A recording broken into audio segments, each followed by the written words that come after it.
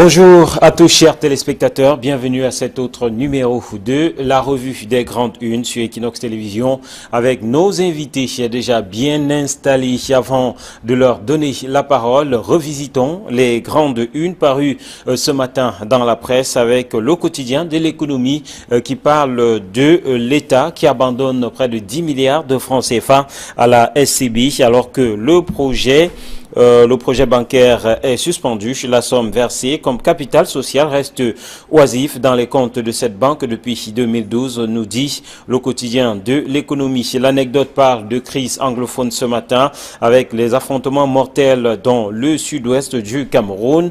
Sur le carreau, nous dit l'anecdote, 15 morts côté sécessionniste. Le gouvernement appelle au dialogue et à l'apaisement. Le journal Info Matin parle de l'opération Épervier aussi dans sa publication de ce lundi avec les deux plaintes de Solo qu'il emporte avec Atanganakuna. Info Matin ajoute que 5 dossiers au total, sur 100 dossiers au total, donc seuls 2 intéressent actuellement le tribunal criminel spécial. Info Matin qui parle aussi d'accidents sur nos routes et week-ends sanglants donc sur les routes. Des sources officielles font état de 6 morts sur l'axe Yaoundé-Douala. L'essentiel ce matin titre sur le libertinage.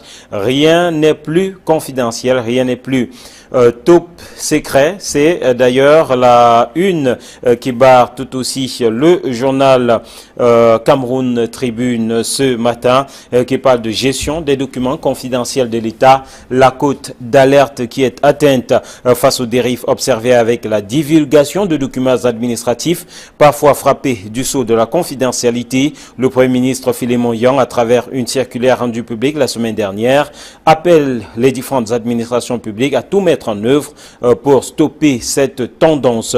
Le journal Repère, lui, s'intéresse à l'opération Épervier ce matin. Monseigneur Jean Barga, au détenu de Kondengi, qui dit, je cite, « Jésus vous sortira d'ici ». Ce message de réconfort a été délivré par l'archevêque métropolitain de Yaoundé au cours d'une célébration eucharistique à la prison centrale de Yaoundé. C'était le 31 mars. Le journal Repère qui parle aussi de cybercriminalité chez le Cameroun qui a subi 12 800 attaques en 2017. Escroquerie, usurpation de titres, exposition des documents top secrets, détournement des coups de fil provenant surtout de l'étranger, atteinte à l'intimité de nombreux individus, intrusion dans les comptes bancaires. Les nouvelles technologies drainent, nous dit Repère, avec elles une kyrielle de dégâts qui ne simplifie pas toujours l'existence humaine. Le journal nous parle aussi de la présidentielle 2018 et de Samuel Eto'o qui digère mal le poisson d'avril de Jeune Afrique. Le site du magazine panafricain a annoncé le 1er avril la candidature du Goléador à la prochaine présidentielle pour ce dernier. Ce sujet est très sensible pour faire l'objet d'une plaisanterie, nous renseigne donc le journal Repère ce matin. Et mutation nous parle de Kondengi, ce que Monseigneur Barga a dit aux prisonniers. L'archevêque métropolitain de Yaoundé y a célébré une messe à l'occasion du Samedi Saint. L'article est à lire à la page 10. Monseigneur Jean Barga qui a apporté du réconfort à ces prisonniers en leur faisant savoir qu'à travers le Christ, ils pouvaient donc sortir de cette prison. Et puis l'œil du Sahel qui s'intéresse justement à l'un des prisonniers et nous parle d'opération Épervier Nigeria. Atanganakuna, interpellé avec près d'1 milliard de francs CFA, nous renseigne le journal. Le Soir, lui, parle d'opération Épervier tout aussi. Le temps des interpellations et des arrestations. L'Épervier Stray Hebdo nous dit plusieurs signes présagent de l'arrivée de certains hauts commis de l'État dans les geôles, des transfèrements des prisonniers d'Okondengui vers d'autres prisons, notamment Monatélé et Bafia, et puis l'aménagement de nouvelles cellules. Le journal qui propose d'ailleurs une liste des potentiels clients, toujours relativement à l'Épervier. Sur le journal Le Soir, parle de détournement de deniers publics et faute professionnelle. Enquête sur les cas Kuna, Bekolo, Solo, Ouyono, Ouanja. entre autres. Et puis, le journal de Sun titre ce matin sur Atangandi, notamment la crise anglophone crisis after France, UK cautions citizens in travel alert. Atangandi extends Olive branch to Amba fighters, tell them to surrender like prodigal sons or face the state. Say he fought to release 190 detained Anglophones. You also have in the Sun newspaper this morning, race to the Senate, SDF floods Constitutional Council with petitions, CPDM battles to secure one Senate seat in Northwest Region. Voilà donc pour l'essentiel des grandes unes ce matin donc dans cette émission. Thierry Nyopé, bonjour. Bonjour Yvan Martial, bonjour Yvan Bernard Batana. Avec votre permission, je souhaiter également un très bon début de semaine aux membres de l'association des élites musulmanes pour le développement du Cameroun qui ont organisé samedi dernier une grande manifestation sur la cohésion sociale et le vivre ensemble. Une manifestation qui a quand même réuni plus de 2000 personnes. L'heure où nous parlons davantage de crise anglophone avec ces différents corollaires. La nécessité de promouvoir le vivre ensemble. Voilà, c'était une cérémonie extrêmement courue qui avait la participation de plusieurs autres personnalités, notamment le maire d'Nkonsamba premier et président de l'association Yakamata. Voilà, merci Thierry et bienvenue Bernard. Bonjour Martial. Allez. Bonjour Thierry. Alors, quand on a passé un week-end à Kribi, on s'est rendu compte que à Ebomé, 6 km, il y a un conflit latent qui, si on ne prend garde, va embraser deux communautés. La communauté Mabi, autochtone, et la communauté Bamileke qui s'y trouve. Leur point de litige, c'est Tara Plage, qui est une entreprise de droit camerounais gérée par Sa Majesté Mouri, qui à un moment a été détruit par les loubards qui étaient venus soi-disant être envoyés par le procureur de la République. Depuis, la région est en insécurité. Il y a comme litige un titre foncier qui oppose effectivement Mouri à un certain M. Chantou. Un titre foncier qui a été annulé successivement par le ministre Anon Abidine et Jacqueline Koum Abessike. Mais au-delà de cela, M. Chantou a fait fi de cette annulation et il a construit un immeuble de 3 niveaux. En tout cas, on va noter. Et les populations exacerbées ont mis le feu sur la barrière qu'il avait érigée pour les empêcher d'avoir accès à la mer. Donc, il y a un conflit latent qu'il faut regarder au niveau de Bombay, à 6 km de Kribi. Un conflit d'ailleurs relevé par plusieurs journaux la semaine dernière. Allez, on va rentrer dans le vif du sujet ce matin pour constater que de nombreux journaux ont titré sur l'opération Épervier, mutation notamment, qui s'est intéressée à cette messe du samedi saint à la prison centrale de Kondengui. On note aussi l'œil du Sahel qui parle d'Atanganakuna qui a été interpellé avec près d'1 milliard de francs CFA. Le journal Le Soir qui parle du temps des interpellations et des arrestations.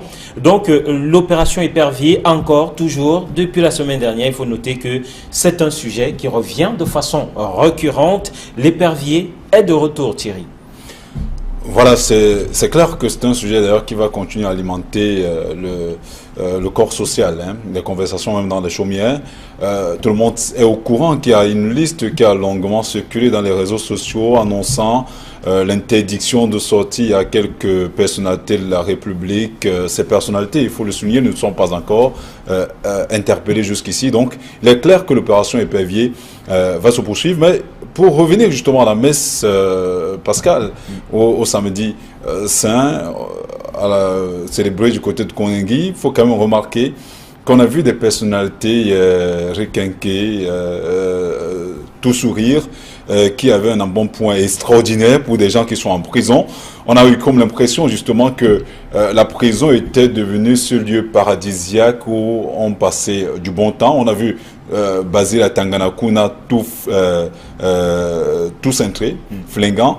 On se serait même posé des questions. S'il n'est pas loisible. Comme la plupart d'entre eux. Parce que quand on regarde par exemple cette une de mutation et cette photo qui barre la une, voilà, on remarque Docteur Kiniefa, ils sont nombreux, Jérôme Mendozi, on a comme l'impression que quand on est en prison, on est mieux loti que quand on est à l'extérieur. Même si Gervais Mendozi, lui... il y a également le poids de l'âge. Il y a également le poids de l'âge, mais n'oublions pas.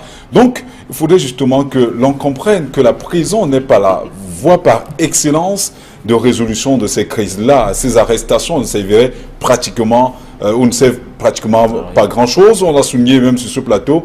On l'a vu en Arabie Saoudite. Le prince nouvellement porté à la tête de ce pays a fait un geste extrêmement important. Il a réussi à mettre en débat près de 300 personnalités de ce pays et après 2 mois de négociations, il a réussi, je vous assure, à récolter plus de 100 millions de dollars, l'équivalent du budget du Cameroun en un an. Voilà une action concrète, ponctuelle. On ne sait pas exactement qui avait été arrêté, on ne connaît pas les visages, mais on sait quand même que l'argent est rentré dans le trésor public. C'est ce qu'on devrait faire pour le cas du Cameroun. Ces arrestations ne nous apportent rien. Alors, le volume d'aménageurs est toujours réduit à la portion congrue. Alors, l'œil du Sahel qui va plus loin ce matin en titrant sur Atanganakuna, interpellé avec près d'1 milliard de francs CFA. C'est un titre qui interpelle. Éric Martial, 1 milliard, c'est 1 mètre cube d'argent. 1 mètre cube. Quand tu regardes, d'argent, oui. C'est ça le volume d'1 milliard de francs. Bon, on se demanderait comment on a pu avoir ça de façon liquide, transporter ça jusqu'à ce niveau. Mais toujours est-il que pour revenir là, de l'argent circule, beaucoup trop d'argent circule au Cameroun, du fait même de cette opération épervier. Parce qu'en fait, l'opération épervier, il s'agit de prévaricateurs de la fortune publique. Et ils utilisent tous les moyens pour passer, et pour aller ici et là, et pour corrompre même. Bon voilà, c'est ça. Et comme dirait Thierry tout à l'heure, on a banalisé l'opération épervier autant qu'on a banalisé même la prison qui accueille ces prisonniers. Bon, donc il faut trouver une autre formule, une autre parade. Le Monseigneur Mbaga dit que Dieu vous sortira de là, Jésus-Christ vous sortira de là. Mais il sort toujours les gens de mauvaises passes. Et c'est ce même Jésus-Christ qui est passé, qui a hébergé à Tanganakuna dans une paroisse à Yaoundé. Il ne faut pas qu'on s'amuse. Il s'agit ici. C'est pas Jésus-Christ. Mais ils ont parlé de Jésus-Christ. Donc il ne faut pas qu'on s'amuse avec cette histoire. Il s'agit ici de la fortune publique. Il s'agit ici de l'argent des Camerounais. Il s'agit ici de la vie des Camerounais pour que ce soit pris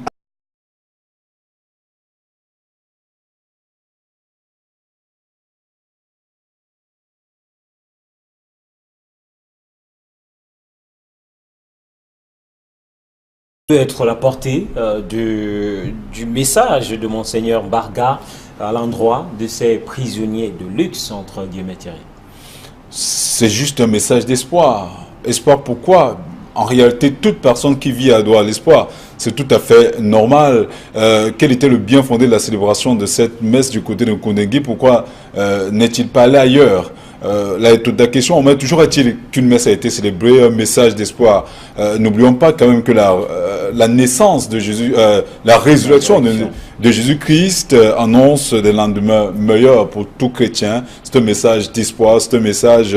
D'ailleurs, on a écouté Dr Nguyefa qui est revenu justement sur cette renaissance-là, comme quoi, au-delà de son interpellation il y a quelques années plus tard, il faut le souligner, il a été, dans le cadre des affaires qui lui avait été imputées, il a été quelque peu par grâce, en fait, reconnu non coupable sur certaines. Donc il a estimé à un moment donné que même Jésus-Christ était derrière lui et que, pourquoi pas, dans les jours à venir, il aurait le dehors. Mais je continue à le souligner, il faudrait que l'on comprenne que c'est l'argent des Camerounais qui a été détourné. Ces gens, notamment basés à Tanganakuna, qui en tant que personnalité de la République, qui a passé le temps à dire que Paul Biya est le plus grand président du monde, qui a passé le temps à dire que Paul Biya, c'est l'homme qu'il faut à la place qu'il faut, et du jour au lendemain se retrouve en train de traverser le Cameroun, pratiquement déguisé en femmelette, comme l'avions a pris, ces gens méritent d'être punis.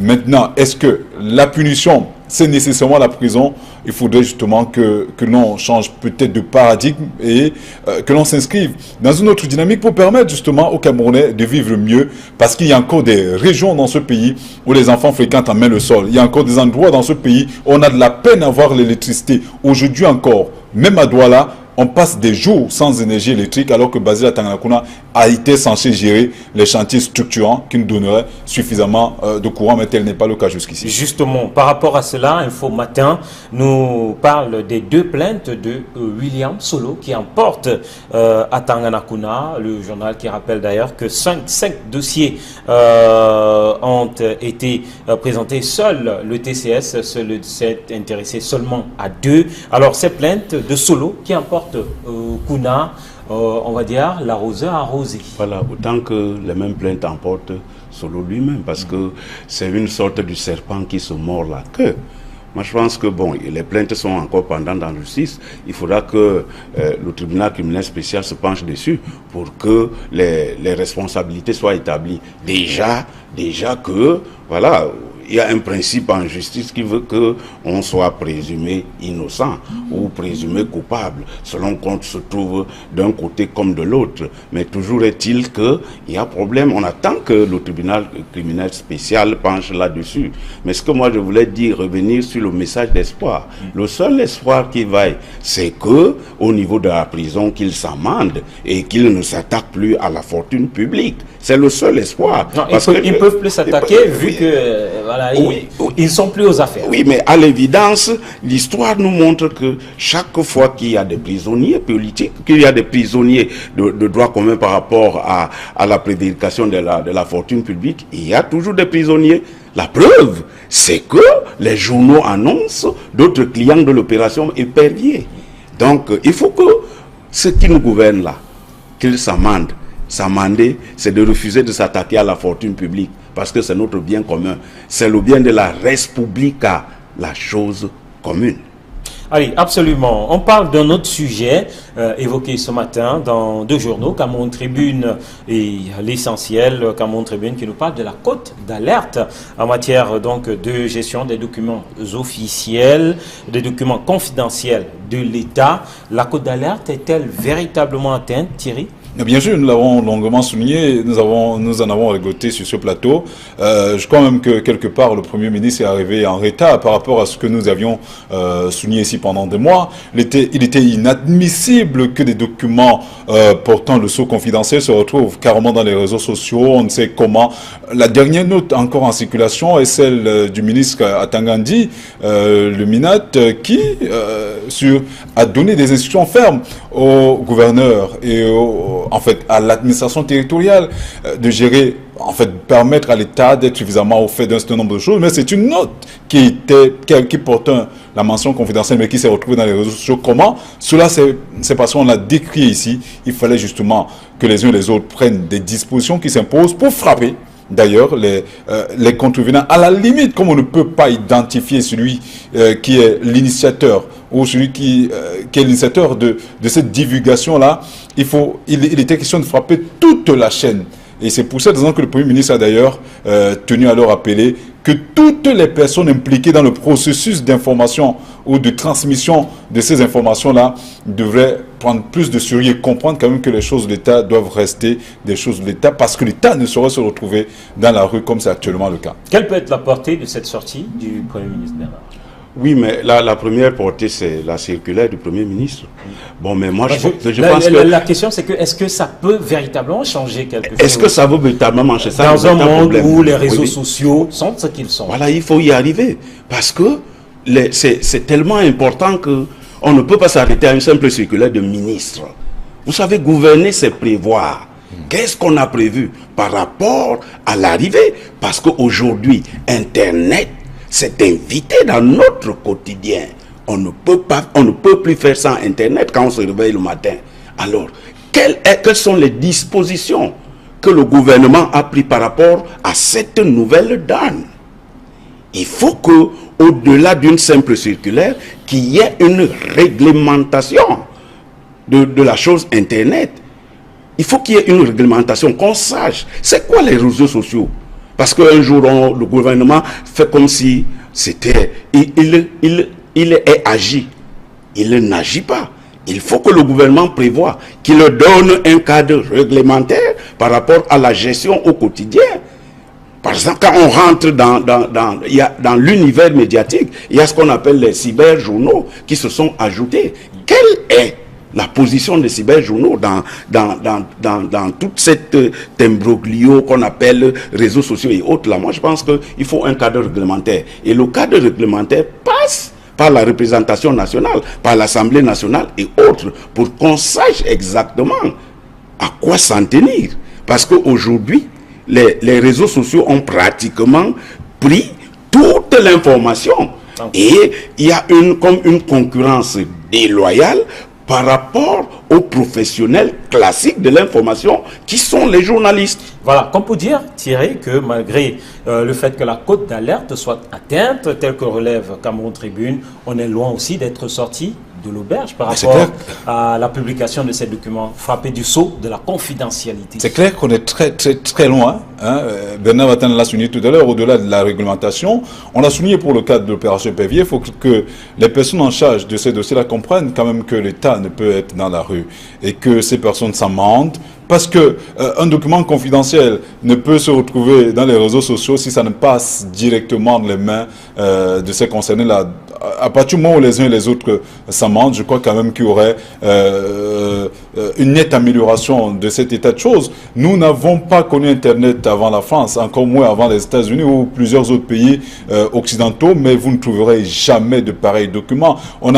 Il a fallu qu'il y ait des affaires comme des Panama Papers pour révéler un certain nombre de choses, parce que les journalistes ourdis qui ont la maîtrise de cette science-là aillent vers l'information.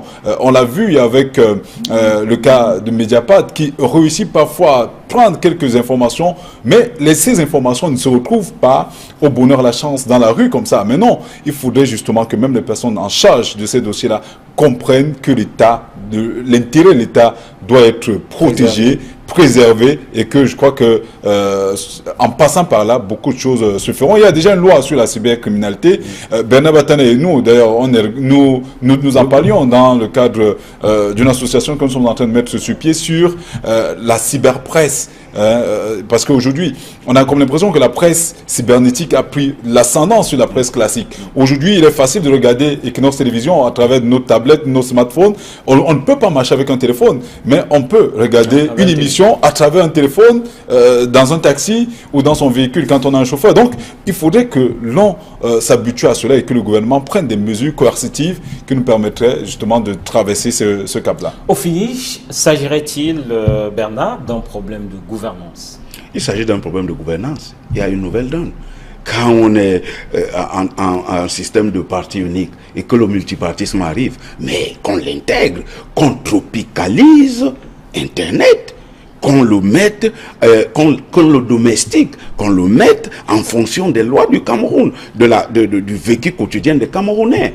Il ne s'agit pas ici de décrier tous les jours, Non, il faut qu'il y ait un cadre réglementaire. Que lorsque le fonctionnaire va dans son bureau et qu'il fasse fuir un document, qu'il sache le risque qu'il encourt. Aujourd'hui, là, quand tu vas dans un commissariat, on a vu le message porté de la police dans les réseaux sociaux. Mais quand tu vas dans un commissariat, c'est le geste le plus facile, c'est-à-dire cliquer, prendre son téléphone Android et filmer et faire passer ça dans la toile. Et il faut que les gens sachent que la toile, c'est quelque chose d'extraordinaire. En une seconde, une information est partie du Cameroun en Papouasie-Nouvelle-Guinée.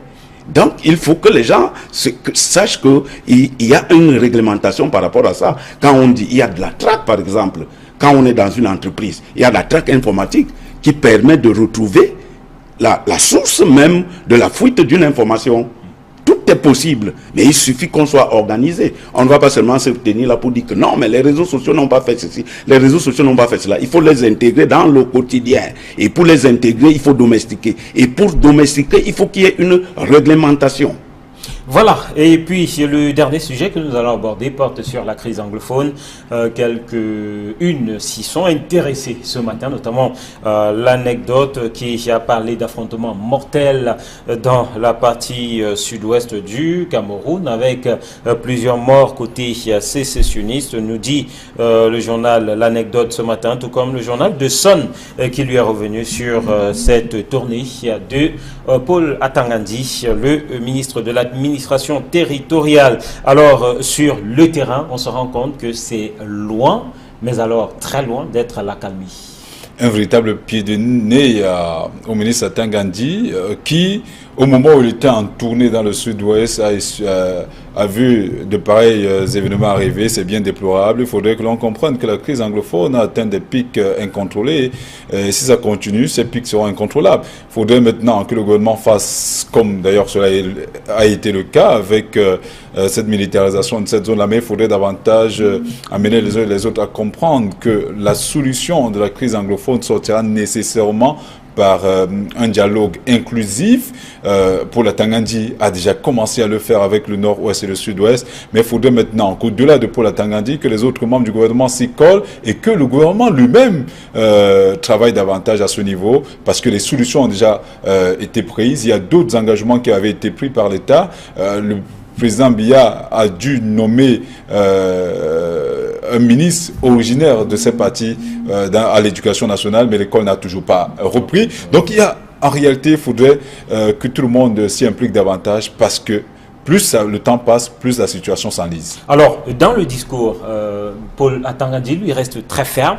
Le journal de Son nous dit par exemple que pendant sa tournée, il faut rappeler que dans la partie sud-ouest, il s'est rendu à Boya et à Kumba, alors que bon, l'épicentre ou les véritables zones de conflit n'ont pas été visitées par le ministre de l'administration territoriale. Mais le journal de Son nous dit, ou reprend ces paroles du ministre, « Tell them to surrender like prodigal sons or face the state », la fermeté jusqu'au bout au côté gouvernement. Oui, oui, à l'évidence, le ministre Atangandi c'est un va-t-en-guerre. Bon, voilà, il a été nommé ministre de... Demandez-leur de se rendre. De se rendre, ils feront face à l'État. Bon, c'est un discours fort. C'est un discours... Moi, je pense que le problème anglophone, il a été stratifié. Elle a commencé par un problème sectoriel, les enseignants, les avocats, avant de se muer en revendication politique, parce qu'ils étaient aux aguets. Ils s'est mué en revendication politique. Il faut donc une réponse politique forte à un problème politique. Et cette réponse politique passe par le dialogue. Il faut un dialogue. Il faut que les gens s'asseyent. Véritablement inclusif. Inclusif. Puisque jusque-là, on a l'impression, au regard des journaux, au regard de ce qui est écrit au quotidien, que voilà, pour le gouvernement, il n'est pas question de négocier ou d'échanger avec ceux-là présentés comme les extrémistes. Oui. On envisage un dialogue beaucoup plus avec les modérés. Oui, les avis sont partagés. Les uns disent qu'on ne peut pas dialoguer avec les extrémistes. Les autres disent que c'est le passage obligé. Parce que quand le ministre Atangandi dit « vous vous rendez ou vous aurez en face de vous l'État », qui doit se rendre? En face, il y a qui? Il y a l'État d'un côté et de l'autre côté, qui? Le vide? Qui est de l'autre côté? Il faut bien qu'il y ait des interlocuteurs. Il faut bien qu'il y ait des belligérants. Pour parler de terroristes, on parle de gens qu'on ne voit pas, qu'on ne connaît pas. Et on ne pourra les voir qu'au cours d'un dialogue. D'un dialogue où on aura l'État, si vous voulez, d'un côté, et de l'autre, les sécessionnistes. Pour trouver une solution, parce qu'à l'évidence, ce sont des Camerounais. Ce sont des Camerounais qui revendiquent certainement quelque chose. On n'a jamais vu écrit quelque part que voilà ce que les sécessionnistes veulent. On sait seulement qu'ils ont coupé la tête d'un gendarme ici. Ils ont enlevé un sous-préfet là-bas. Ils ont enlevé... C'est tout ce qu'on sait d'eux. Le reste, c'est vide. Thierry, peut-être oui, terminer juste pour souligner qu'il a dit, hein, nous sommes des Camerounais qui sont en train de se livrer à de pareilles actions. Ça peut être n'importe qui, on ne saurait les identifier de manière aussi formelle. On parlait tout à l'heure de dialogue véritablement inclusif. Si on arrive à cela, je crois, l'arrestation d'Ayoub Tabi et les autres n'a pas servi à grand-chose. On a vu, la situation s'est plutôt enlisée. Donc, il faudrait que l'on décide de changer une fois de plus de paradigme et pourquoi pas de remettre le problème sur la table du débat. Allez, remettre le problème sur la table du débat, c'est par ces mots que nous sortirons de cette édition de la revue des Grandes Unes. Merci Thierry, merci Bernard, merci à vous chers téléspectateurs d'être restés en notre compagnie. Nous vous souhaitons simplement une très belle suite des programmes sur Equinox Télévision. À demain pour un autre numéro de la revue des Grandes Unes.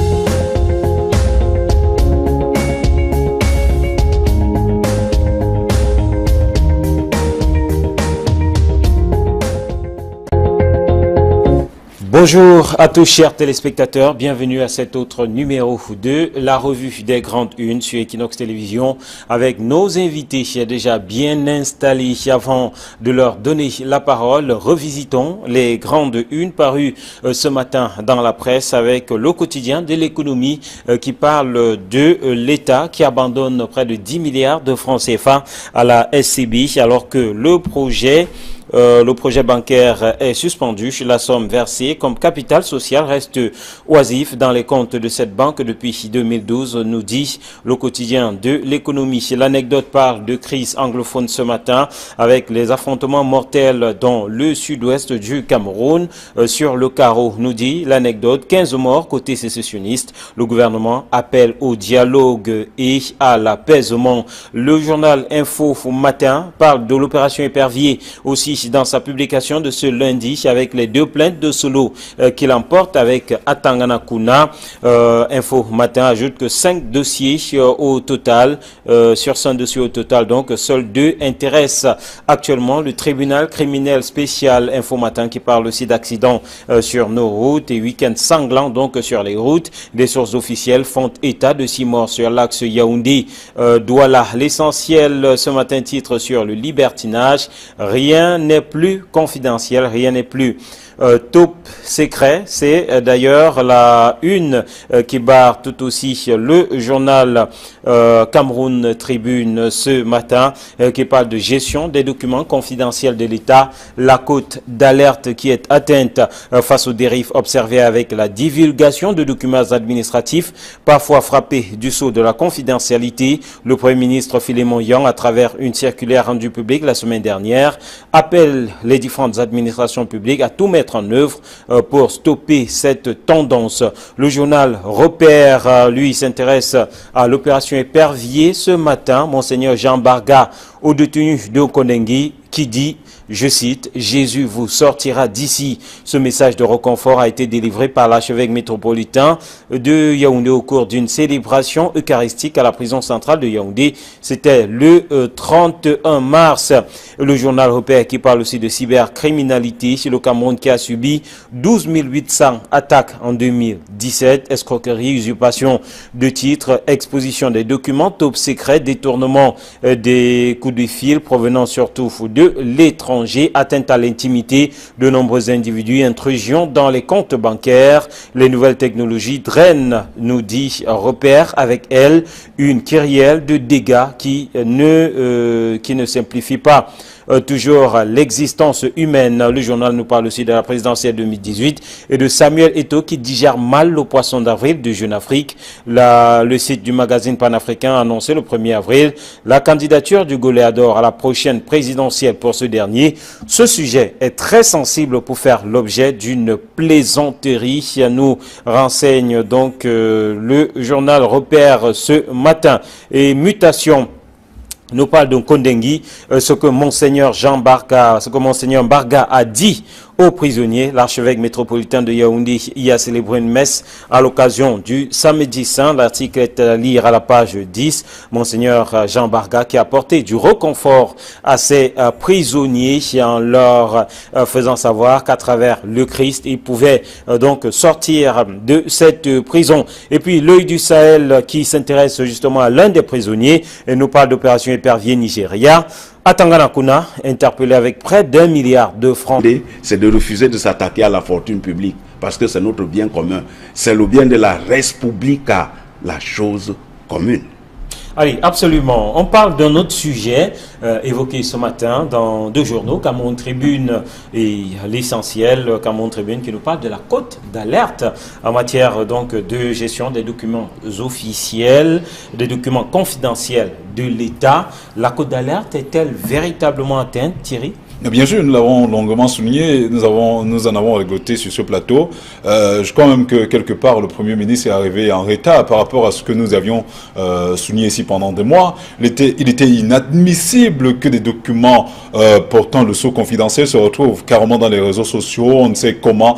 La dernière note encore en circulation est celle du ministre Atangandi, le MINAT, qui a donné des instructions fermes au gouverneur et à l'administration territoriale de gérer, permettre à l'État d'être suffisamment au fait d'un certain nombre de choses. Mais c'est une note qui portait la mention confidentielle, mais qui s'est retrouvée dans les réseaux sociaux. Comment? Cela, c'est parce qu'on l'a décrit ici. Il fallait justement que les uns et les autres prennent des dispositions qui s'imposent pour frapper. D'ailleurs, les contrevenants, à la limite, comme on ne peut pas identifier celui qui est l'initiateur ou celui qui est l'initiateur de cette divulgation-là, il était question de frapper toute la chaîne. Et c'est pour cette raison que le Premier ministre a d'ailleurs tenu à leur rappeler que toutes les personnes impliquées dans le processus d'information ou de transmission de ces informations-là devraient prendre plus de sérieux et comprendre quand même que les choses de l'État doivent rester des choses de l'État parce que l'État ne saurait se retrouver dans la rue comme c'est actuellement le cas. Quelle peut être la portée de cette sortie du Premier ministre Bernard ? Oui, mais la première portée, c'est la circulaire du Premier ministre. Bon, mais moi, je pense que... La question, c'est que est-ce que ça peut véritablement changer quelque chose? Est-ce que ça veut véritablement changer ça? Dans un monde où les réseaux sociaux sont ce qu'ils sont. Voilà, il faut y arriver. Parce que c'est tellement important qu'on ne peut pas s'arrêter à une simple circulaire de ministre. Vous savez, gouverner, c'est prévoir. Qu'est-ce qu'on a prévu par rapport à l'arrivée? Parce qu'aujourd'hui, Internet c'est invité dans notre quotidien. On ne peut plus faire sans Internet quand on se réveille le matin.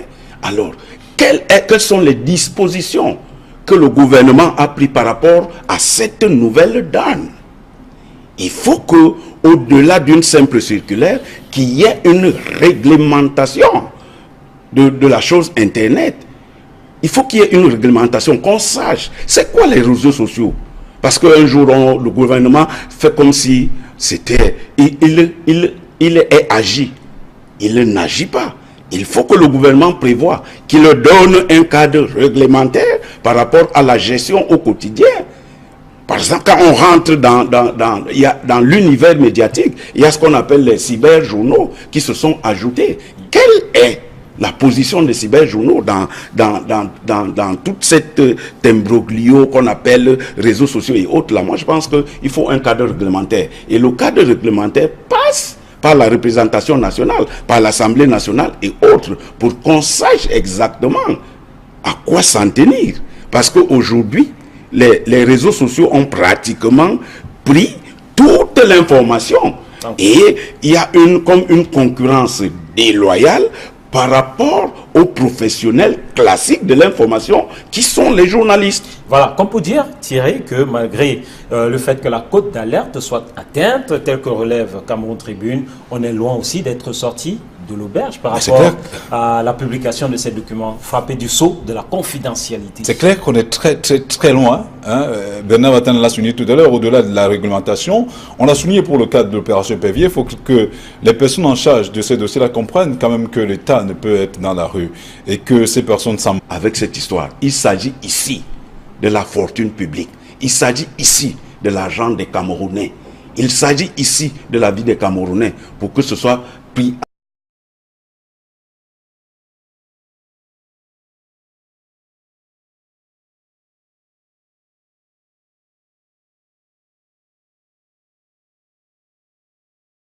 Peut être la portée du message de Monseigneur Barga à l'endroit de ces prisonniers de luxe, entre guillemets, Thierry? C'est juste un message d'espoir. Espoir pourquoi? En réalité, toute personne qui vit a droit à l'espoir. C'est tout à fait normal. Quel était le bien fondé de la célébration de cette messe du côté de Kondengui? Pourquoi n'est-il pas allé ailleurs? Là est toute la question. Mais toujours est-il qu'une messe a été célébrée, un message d'espoir. N'oublions pas quand même que la naissance de Jésus, la résurrection de Jésus-Christ annonce des lendemains meilleurs pour tout chrétien. C'est un message d'espoir, c'est un message... D'ailleurs, on a écouté Dr Nguyefa qui est revenu justement sur cette renaissance-là, comme quoi, au-delà de son interpellation il y a quelques années plus tard, il faut le souligner, il a été, dans le cadre des affaires qui lui avait été imputées, il a été quelque peu par grâce, en fait, reconnu non coupable sur certaines.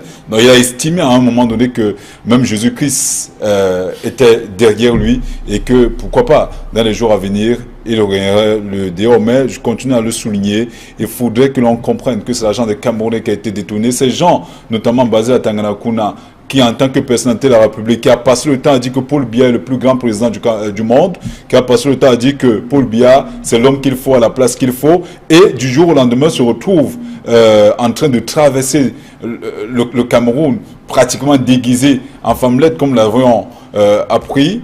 Ces gens méritent d'être punis. Maintenant, est-ce que la punition, c'est nécessairement la prison?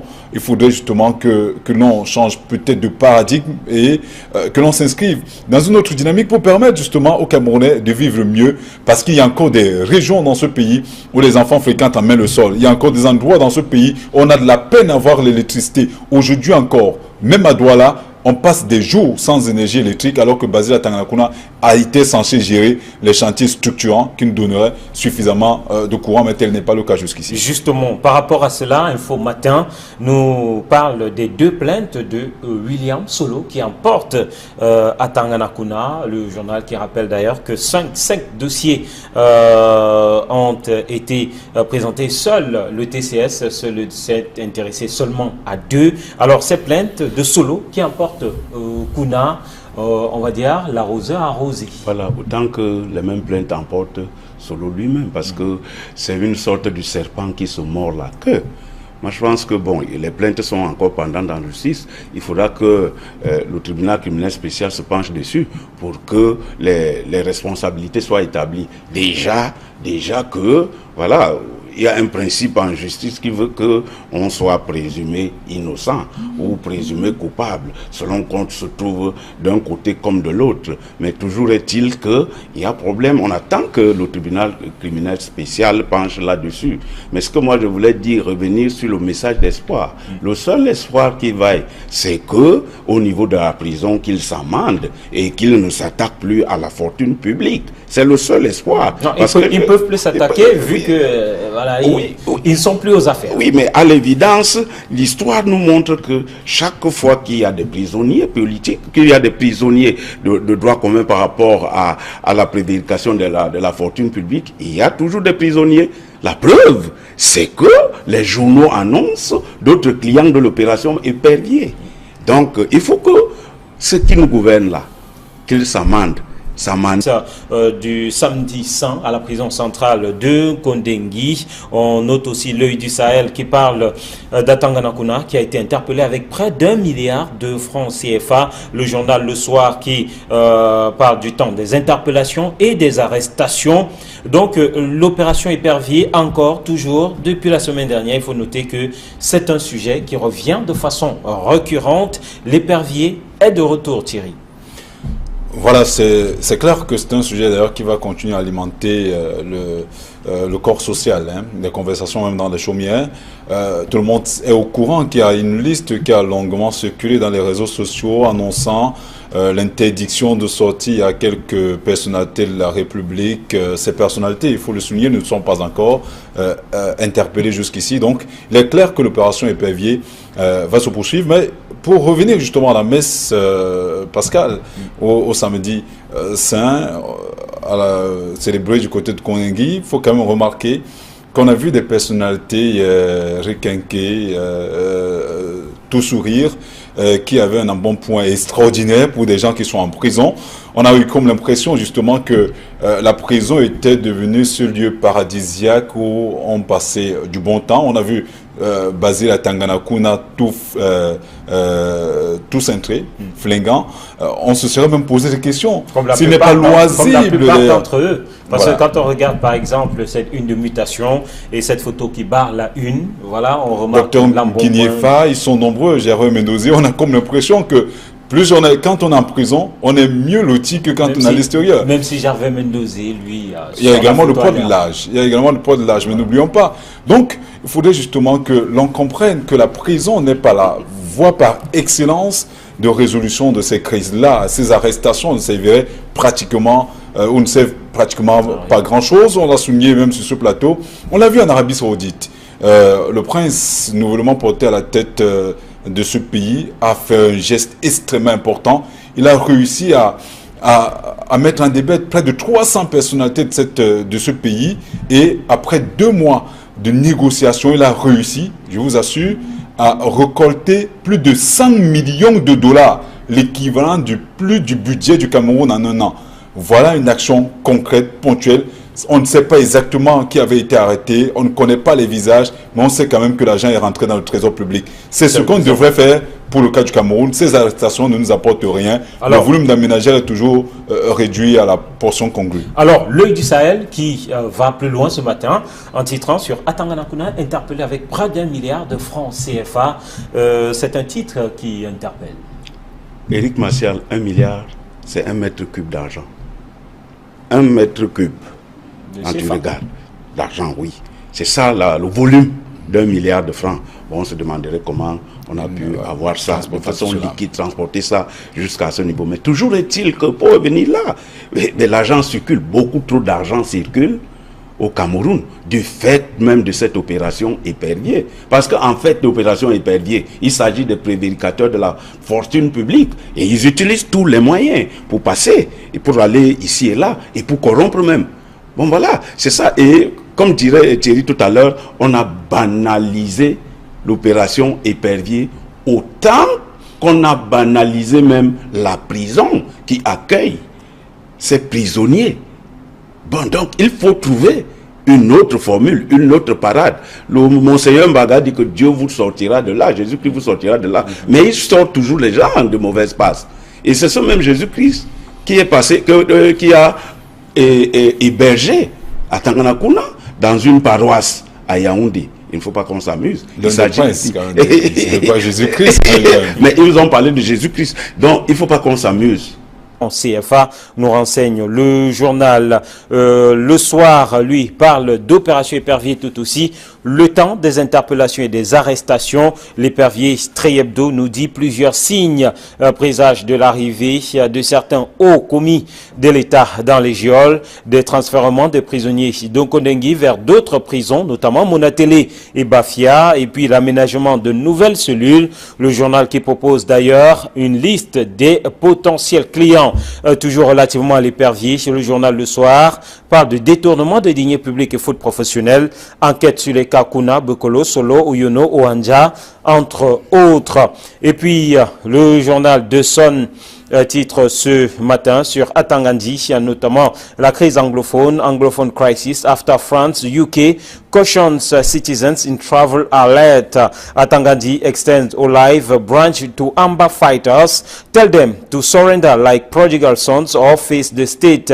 Say he fought to release 190 detained anglophones. You also have in the Sun newspaper this morning, race to the Senate, SDF floats Constitutional Council with petitions, CPDM battles to secure 1 Senate seat in Northwest Region. Voilà donc pour l'essentiel des grandes unes ce matin. Donc dans cette émission. Thierry Nyopé, bonjour. Bonjour Rayon Martial, bonjour Rayon Bernard Batana. Avec votre permission, je souhaiter également un très bon début de semaine aux membres de l'association des élites musulmanes pour le développement du Cameroun qui ont organisé samedi dernier une grande manifestation sur la cohésion social et le vivre ensemble, une manifestation qui a quand même réuni plus de 2000 personnes. L'heure où nous parlons davantage de crise anglophone avec ces différents corollaires. La nécessité de le vivre ensemble. Voilà, c'était une cérémonie extrêmement courue qui avait la participation de plusieurs autres personnalités, notamment le maire d'Nkonkamba premier et président de l'association Yakamata. Voilà, merci Thierry et bienvenue Bernard. Bonjour Martial.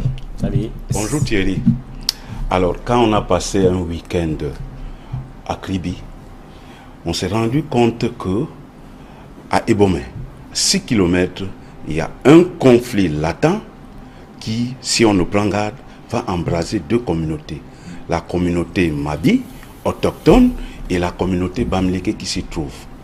Leur point de litige, c'est Tara Plage, qui est une entreprise de droit camerounais gérée par Sa Majesté Mouri, qui à un moment a été détruit par les loubards qui étaient venus soi-disant être envoyés par le procureur de la République. Depuis, la région est en insécurité. Il y a comme litige un titre foncier qui oppose effectivement Mouri à un certain M. Chantou. Un titre foncier qui a été annulé successivement par le ministre Anon Abidine et Jacqueline Koum Abessike. Mais au-delà de cela, M. Chantou a fait fi de cette annulation et il a construit un immeuble de 3 niveaux. En tout cas, on va noter. Et les populations exacerbées ont mis le feu sur la barrière qu'il avait érigée pour les empêcher d'avoir accès à la mer. Donc, il y a un conflit latent qu'il faut regarder au niveau de Bombay, à 6 km de Kribi. Un conflit d'ailleurs relevé par plusieurs journaux la semaine dernière. Allez, on va rentrer dans le vif du sujet ce matin pour constater que de nombreux journaux ont titré sur l'opération Épervier, mutation notamment, qui s'est intéressée à cette messe